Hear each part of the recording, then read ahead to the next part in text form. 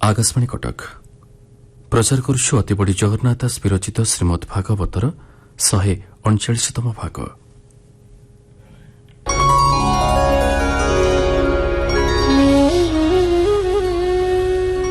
नारायणं नमस्कृत्य नरं चैव नरोत्तमं देवीं सरस्वतीं व्यासं ततो जयमुदीरयेत्।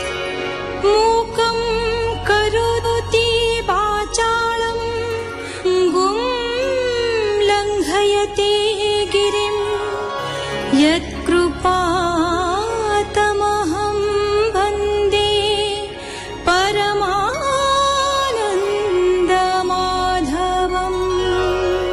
राजा रघुगण जड़ भरतन को जीवन मृत बोली धिक्कार कले। भरत शब्दटीर एपरी व्याख्या कले जे राजा आत्मबुद्धि दूर होईगला। से शिविकार ओह्लाई भरतन पाद तले पड़ी क्षमा मागिचंती एवं से जो तत्व उपदेश देइचंती ताहाकु आहुरी सहज भाव बुझाई देबाकु अनुरोध करिसंती। जड़ भरत उवाच हे नृप शुण सावधाने तुझे कहिलु अनुमाने। मूर्ख पंडित दुई मत एकथा अटई उचित। तथापि पंडित तू नहु पंडित प्राय कथा कहू।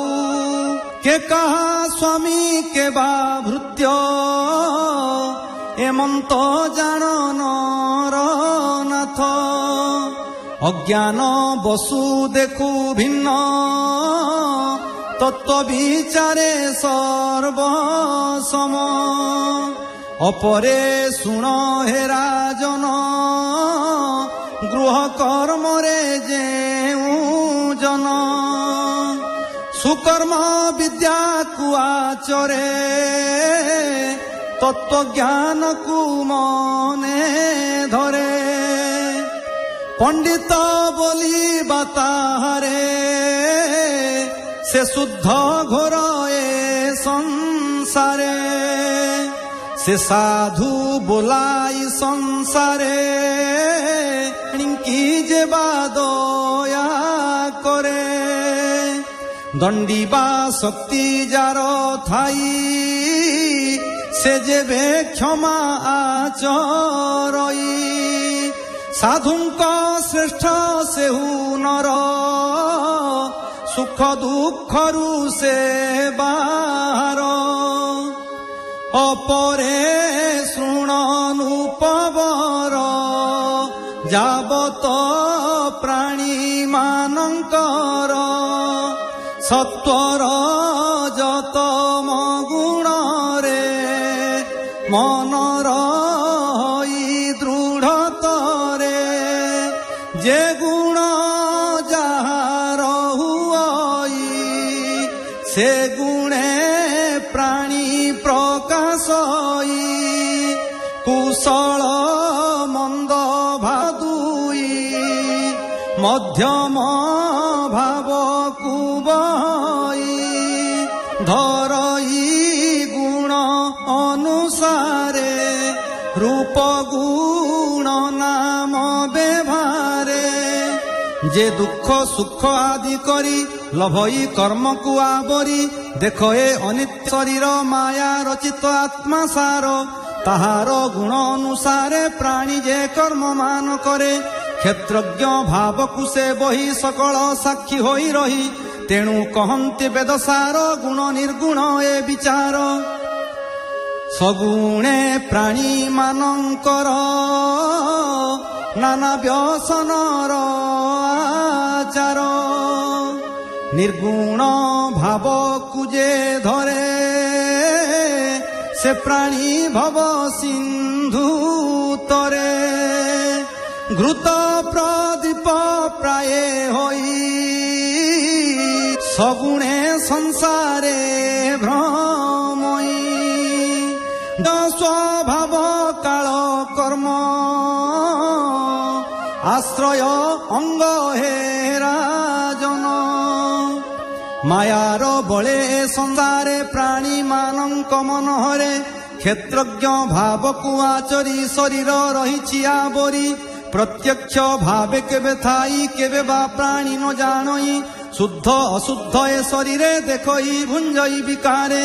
ଅପରେ ଶୁଣ ହେ ରାଜନ କ୍ଷେତ୍ରଜ୍ଞ ପୁରୁଷ ପୁରାଣ।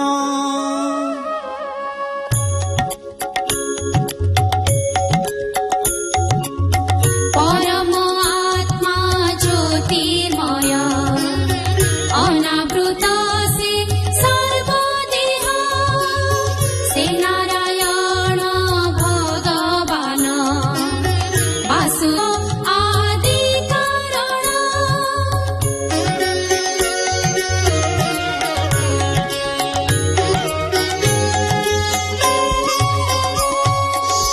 ଯାର ସ୍ମରଣେ ପାପମାନ ବିଶେଷ ହୁଅନ୍ତି ଖଣ୍ଡନ।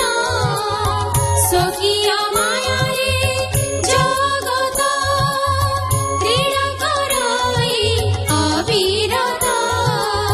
ସ୍ଥାବର ଜଙ୍ଗମାଦି ଠାରେ ପବନ ଯେ ଶନି ସଞ୍ଚରେ। ତେମନ୍ତ ହୋଇ ସର୍ବଠାରେ କ୍ଷେତ୍ରଜ୍ଞ ରୂପେ ସେ ବିହରେ।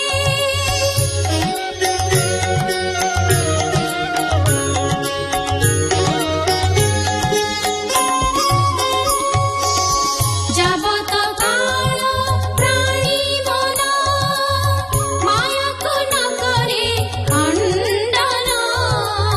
ଷଡ଼ାଇ ଜିଣାଇ ବିମୁକ୍ତ ସଙ୍ଗ ସେ ନୁହଁଇ। ପ୍ରଭୁଙ୍କୁ ଏ ରୂପେ ନ ଜାଣେ ଅବତ ଭ୍ରମେ ଅକାରଣେ। ସଂସାର ଥାବେ ଗ୍ରସ୍ତ ମନ ସେ ଯେ ଅନାଦି ନାରାୟଣ। ଯାବତ ତାଙ୍କୁ ନ ଚିହ୍ନଇ ଶୋକ ମୋହରେ ଭ୍ରମ ଥାଇ। ତୁ ଏବେ ଶୁଣ ନୃପବର ସେ ଯେ ବ୍ରହ୍ମାଣ୍ଡର ଠାକୁର। ଅଖିଳ ପ୍ରାଣୀଙ୍କର ଗୁରୁ ଯାର ମହିମା ମହାମେରୁ। ତାହାର ଚରଣାର ବିନ୍ଦେ ମନ ନିବେଶି ଅପ୍ରମାଦେ। ମାୟା କପଟ ଏ ସଂସାର ତୁ ଶୀଘ୍ର ପରିହର। ପଞ୍ଚମ ସ୍କନ୍ଧେ ବିପ୍ରବାଣୀ ଶୁଣି ସଂସାରୁ ତର ପ୍ରାଣୀ। ସେ ପ୍ରଭୁ ପାଦ କମଳରେ ମନ ମୋରହୁ ନିରନ୍ତରେ। କହଇ ବିପ୍ର ଜଗନ୍ନାଥ ହରିଚରିତ ଭାଗବତ। ଇତି ଶ୍ରୀମଦ୍ଭାଗବତେ ମହାପୁରାଣେ ପାରମହଂସ୍ୟାଂ ସଂହିତାୟାଂ ପଞ୍ଚମ ସ୍କନ୍ଧେ ବ୍ରାହ୍ମଣ ରହୁଗଣ ସମ୍ବାଦେ ନାମ ଏକାଦଶ ଅଧ୍ୟାୟ।